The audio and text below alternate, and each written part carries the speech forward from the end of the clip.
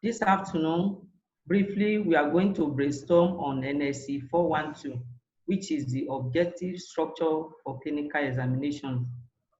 I'm Ituto Olajide Shalom Oluwafunmilayo.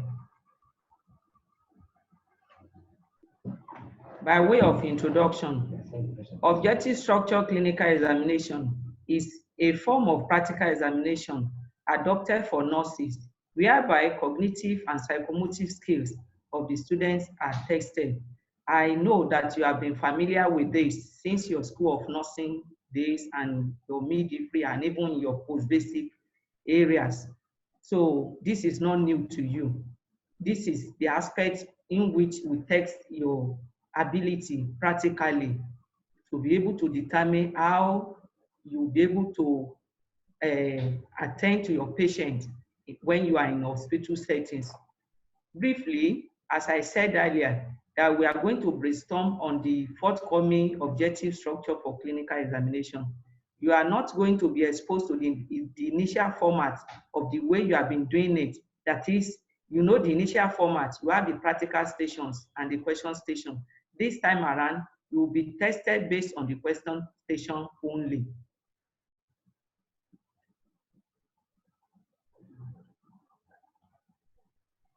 You are not going to be you are going to be examined on these various aspects that will later be highlighted for you in the course of this facilitation: maternal and child health care, foundation of nursing, nutrition, anatomy and physiology, medical surgical nursing, and general knowledge, which is the current affairs. Because I know most of you as nurses, you may not even pay attention to this general knowledge, but it is necessary for you to key into it, at least to know what is operating in your environment and even globally. The questions format for this exam will be in structural format, in form of filling the gap, the true or false, and the multiple choice questions. You are all expected to attempt all the questions, which will carry the same mark, and make sure you submit at the end of the exam. The breakdown of each aspect of the question that I've mentioned earlier. For instance, under the maternal and child health care, you are expected to go and brainstorm on your knowledge of fetal score. I believe you have been taught both under the anatomy and physiology when you are in your School of Nursing, even while you are here, you have been taught on maternal and child health. So go and brainstorm on fetal score. What are the content of the fetal score? Why is the fetal score so important to you as a midwife? And what are those things that you features on the fetal score? Like, for instance, the fontanelles, you take note of it, the sutures, the diameters. Those are the things, and all other content that are there in the fetal score, you take note. The next thing that you are expected to read up on the maternal and child health is the pelvic bone and the pelvic floor muscle. You know the pelvic bone are very important to the midwife, and the reason why the midwife need to take note of the pelvic bone is in order to know the appropriate pelvic for delivery. Then you know the pelvic bone is also the primary function of the pelvic girdle that aid the movement of the pelvis. You know the pelvic girdle assists both while you are walking and while you are sitting down, also while you are running, and it is this pelvic girdle too that helps you while you are kneeling down. So the pelvic floor muscle. The pelvic floor muscle is a form of soft tissues that is being filled the outlet of the pelvis and the urethra and the vagina and the anal canal. You know that this pelvic floor muscle is very important as a midwife for you to take note, so that you know how to guide the mother during labor. After having said that, we move to the reproductive system. Under the reproductive system, you know the content of the female reproductive system. You know, I've specified it for you, not the reproductive system as in general, but the female aspect. That is where you are going to focus on. Then the next thing is on placenta with its abnormalities. Placenta, by way of definition, is a remarkable organ which originate from the trophoblastic layer of the fertilized ovum. This placenta link closely with the maternal circulation to carry out some functions that the fetus, while in utero, may not be able to perform by itself during intrauterine life. The survival of the fetus, you will believe that it depends on the placenta for its integrity and its efficiency. So, and you know, if the placenta is not well placed, you know the effect that it will have on the baby. And after the delivery of the placenta, which is the third part of the third stage of labor, what are those things that you expected to check on the placenta? So the next thing is we are going to move on to the anatomy and physiology. The anatomy and physiology section, we are concentrating on the skeleton and the bony aspect of the skeleton. What is a bone? You should know that. And what is the bony part of the skeleton? You know the bony part of the skeleton, we have the axial skeleton and the appendicular skeleton. The type of bone we have the long bone and the short bone. The examples of the long bone, you note it. The examples of the short bones, you note it. And why is it so important for you to take note of the skeleton? Also, the skeleton too, you know the bones that are involved in skeleton from your cranium to the phalanges. The next aspect is the vertebral column. We know that the vertebral column, there are about 26 bones that are fused together. This vertebral column is very important for you to take note. So having said that, under anatomy and physiology, the next aspect for you to take note is the foundation of nursing.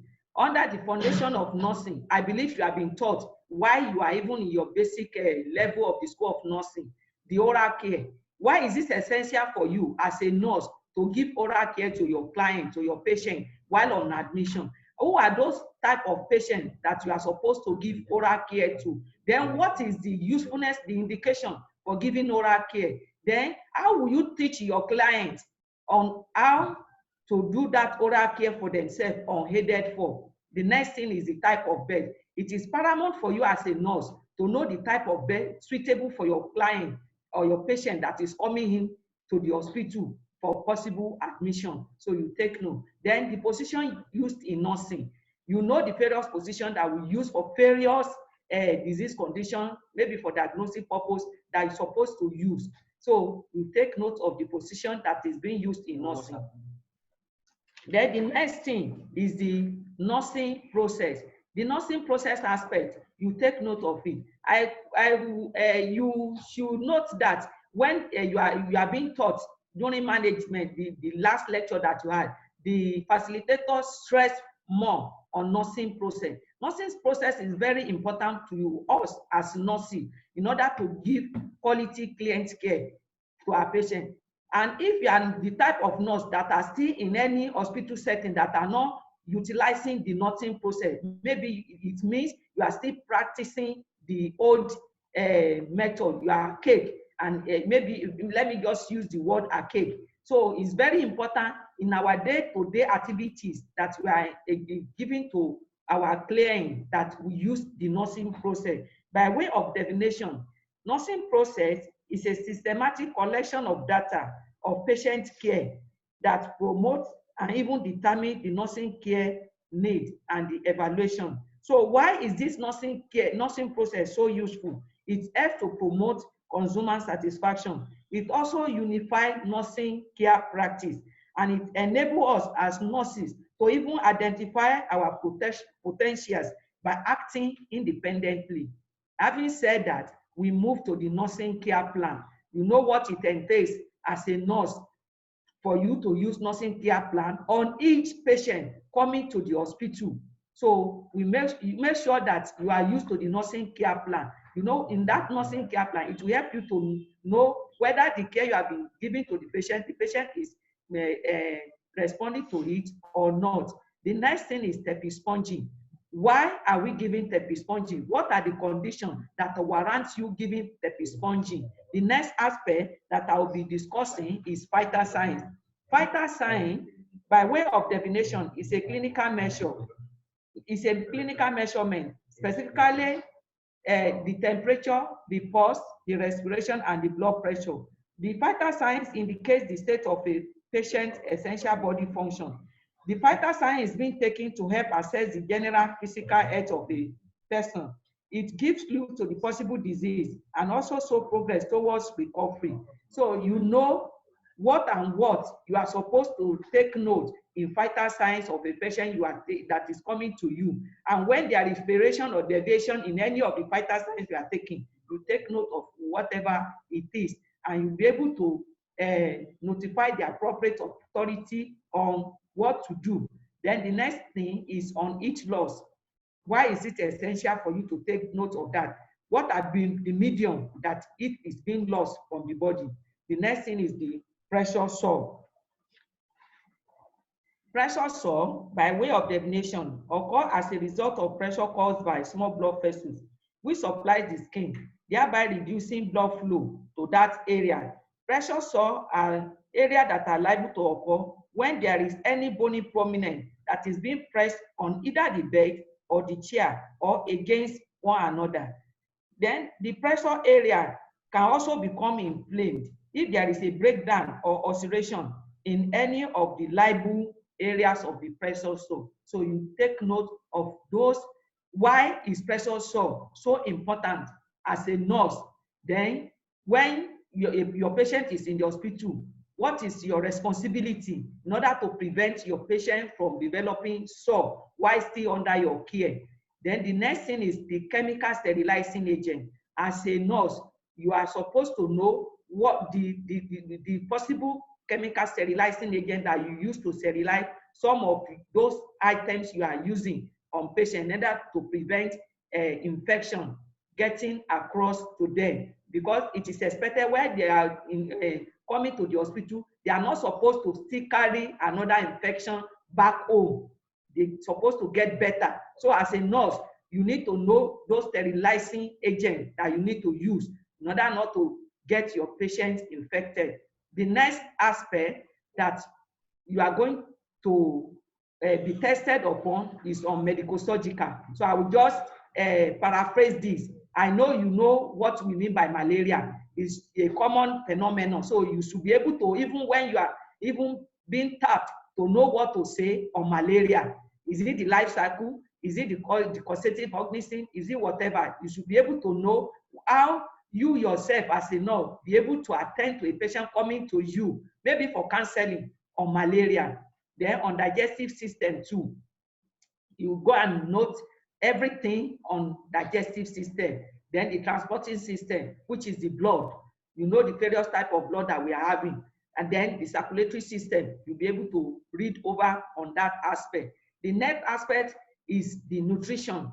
The nutrition aspect, because most of us, we neglect that aspect when we are counseling our patient. That nutrition is very important for our patient too. So we take note of that aspect. If they fail in any of the nutrients that they're supposed to get, what are the effects that the failure or defect we have on them? So you take note of it. The vitamins, you know the group of vitamins that we are having.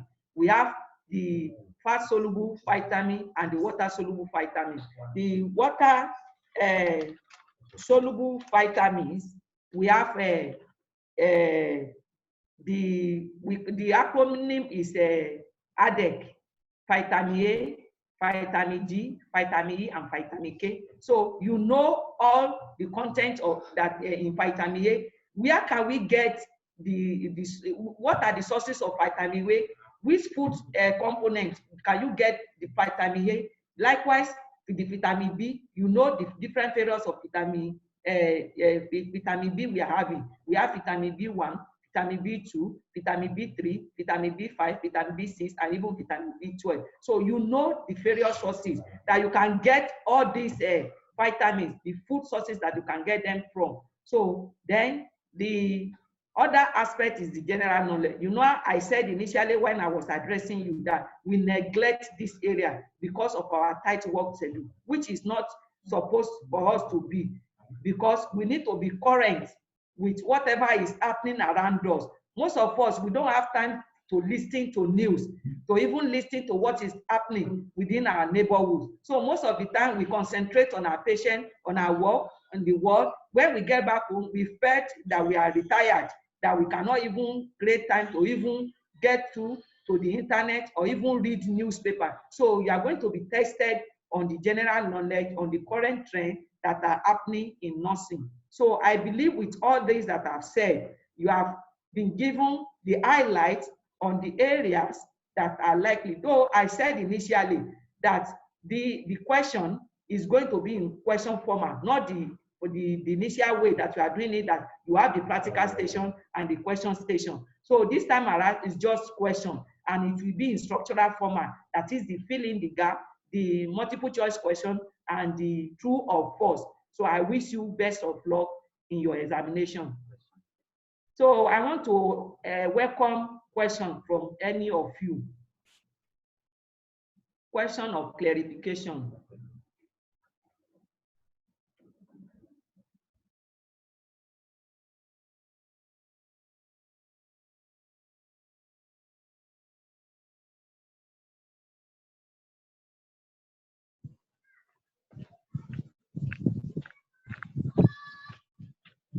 Oluriola Eunice. Thank you, ma. Oluriola Eunice, your question. Thank you, ma. Hello, ma. Your voice is not audible. Okay, I just unmuted myself now. Hello, ma. Good afternoon, ma. Hello. Hello. Hello. Good afternoon, sir. Good afternoon. Good afternoon, ma. Thank you, ma, for taking your time to have this lecture. But the clarification. Hello, sir. Can you hear me? Yes. The question I have is just for clarification. Okay. You already said that the questions will be like, it will be like our question stations during the practical sessions. Yes. What I want to clarify is that I'm trying to envisage what the question like. Would it be like some? I'm not saying you should come out straight, but I'm asking to clarify any doubts, like from the areas where you network. But what I've given you is so self-explanatory for you to be able to know the area for you to concentrate upon. And I've told you that it will come in either filling the gap, true or false, and multiple choice. So what else do you still expect me to tell you?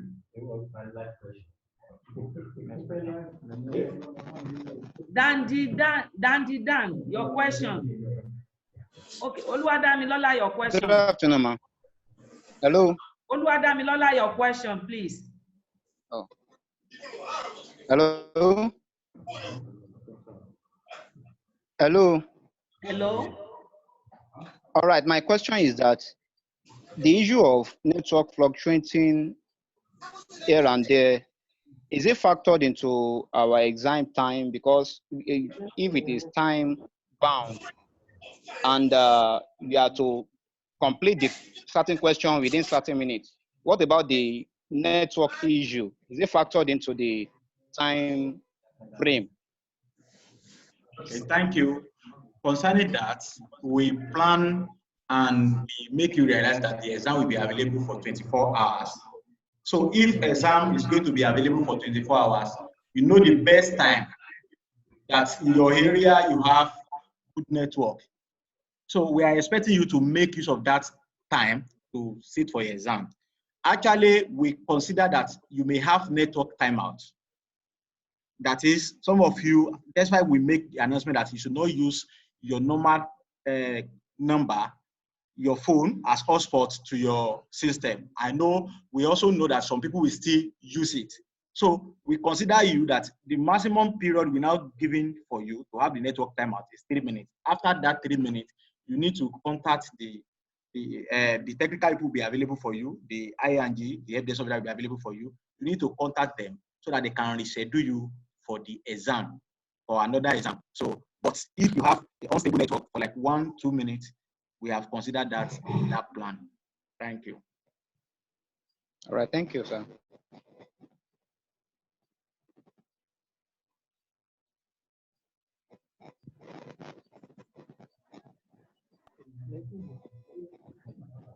Hello?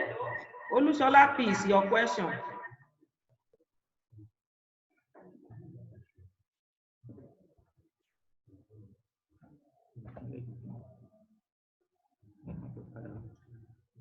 Olushola, please. Are you still on? Your question.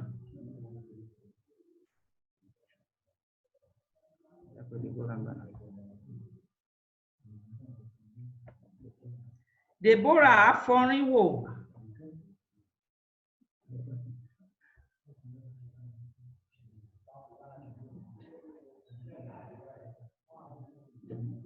Dominic. Dominic. Yes, ma'am. Hello, good afternoon. Your question. Please, ma'am, I want to ask, during the period of the exam, if network logs you out, and do you still have the opportunity of coming back into the exam if you still have time?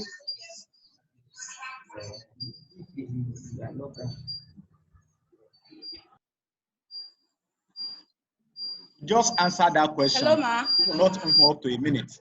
That if the network time you out and it's within the range of 1 minute to 3 minutes, you can continue with the same exam at the same time. But if it's more than that 3 minutes, it will cut you out from the server. So you need to contact the ING and every officer is available for you. So they will reschedule you for that exam in another attempt. That is it. It's not that you can't do the exam that day. You can do it. And we still need to advise you, as we are advising you, ensure you make the attempt of that exam, the best time in your area, that you normally have a good network. It is better you make attempt of that exam in that particular time. Not because my friend is having an exam in the 8 a.m., I must do my own 8 a.m. If in my site, I normally have a good network around 8 p.m., I think it's better for me to wait till that 8 p.m. So that is that. Okay. Thank you very much, sir.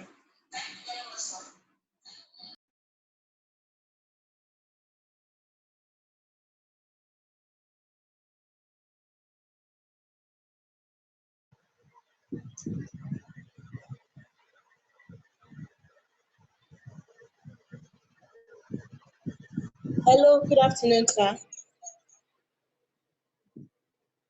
Good afternoon, sir. Hello, good afternoon. Good afternoon, ma. Good afternoon, your question. Okay, my name is Deborah, ma. So I want to ask, ma, concerning Osce, the time allotted to each station, since we'll be having 10 stations, ma, are we going to be time bounded by each station? I mean, once we are in station 1, are we going to be given maybe a limited time to complete station 1 while we move to station 2? Or is going to be whenever we finish answering each station's mark?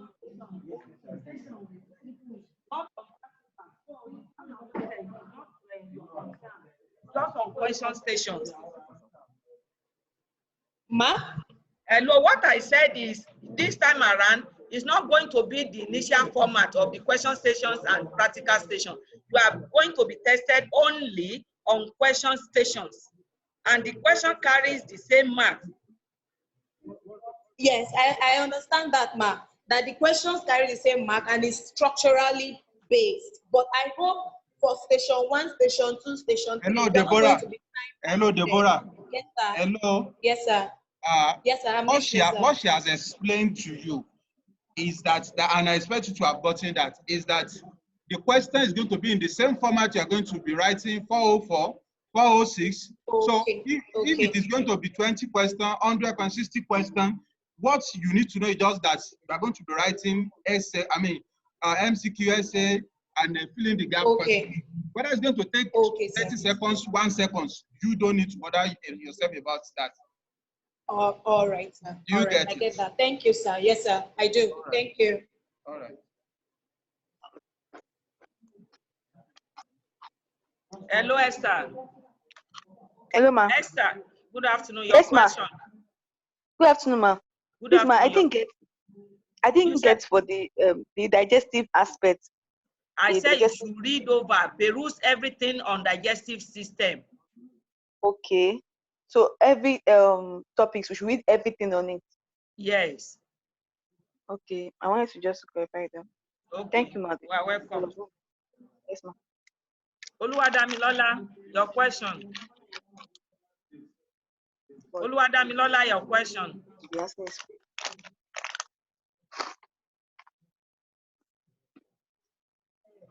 Adesanya, your question.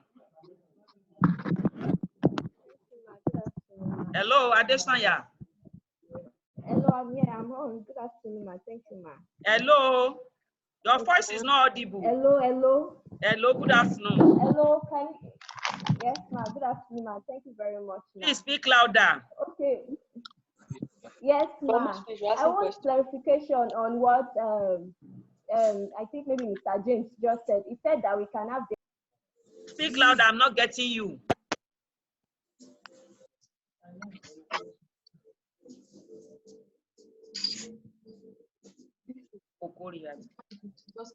Galaxy. Galaxy, your question.